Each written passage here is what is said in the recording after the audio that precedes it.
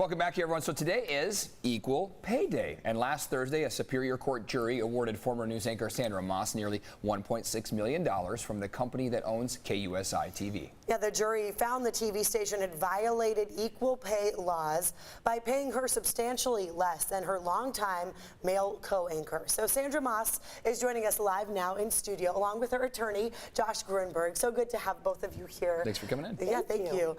So we want to talk about equal pay. Now, the importance of this case, we've been reporting all morning that women still make over 80 cents for every dollar that a man makes. So there's still this huge discrepancy. What do you hope your case now does? Does this set a precedent?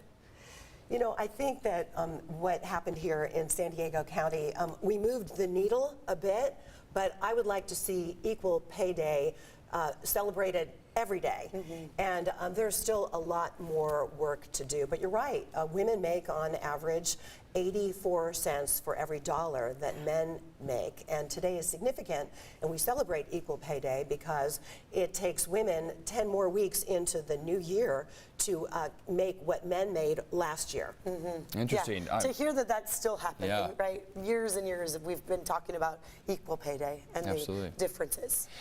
Sandra, what message do you think that this sends employers, not just for the TV industry, but just in San Diego County? I mean, what do you think employers, how they should be reacting to this? Well, I think Josh Gruenberg can explain that better than I, but really, I was not aware of the California Equal Pay Act after I lost my job. So I've been educated on what that means and how it affects employees and employers. So you probably know better. Josh, you want to weigh in on that? Sure. I feel for any rule there has to be a penalty, right? And for equal pay, unless Ms. Moss or another employee brings that case to a lawyer who then files the lawsuit and then brings it to trial, there is no repercussion for violating the Equal Pay Act. So almost always these cases go unfiled, and we just go down the path we've been on for the last 100 years or wherever since we've been keeping track of this. And so I think the message is women have to enforce their rights. They've got to be proactive.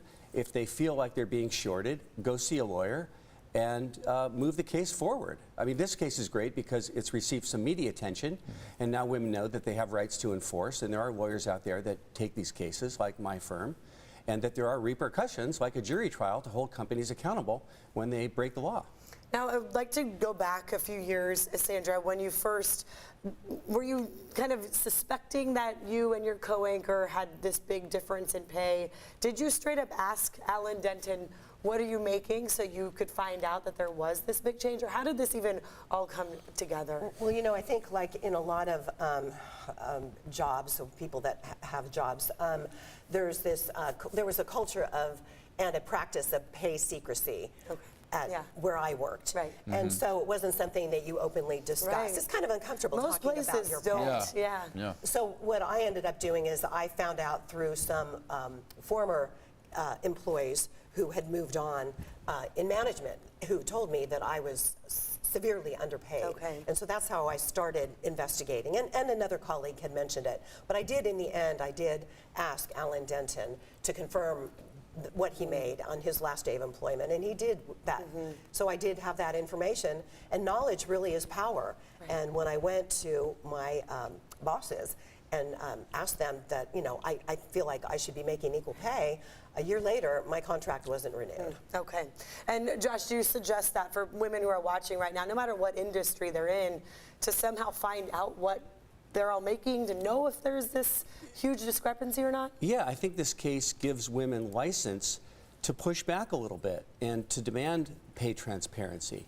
That's also difficult, but those inquiries are protected.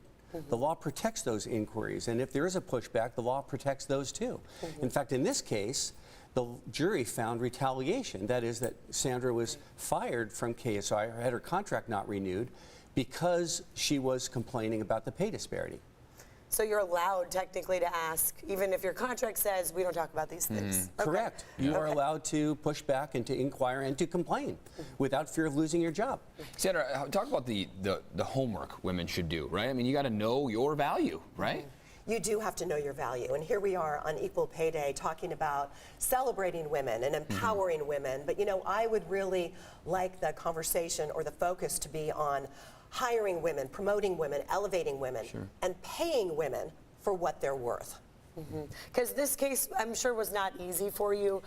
They did try to drag your reputation through the mud. I can't imagine for you what that would have been like, but tell us about it. I mean, do you think it was obviously worth it now? I mean, you went through a lot to get to this point. It took almost 4 years to get to trial. Wow. They tried everything in the book to try to prevent this case from going to trial.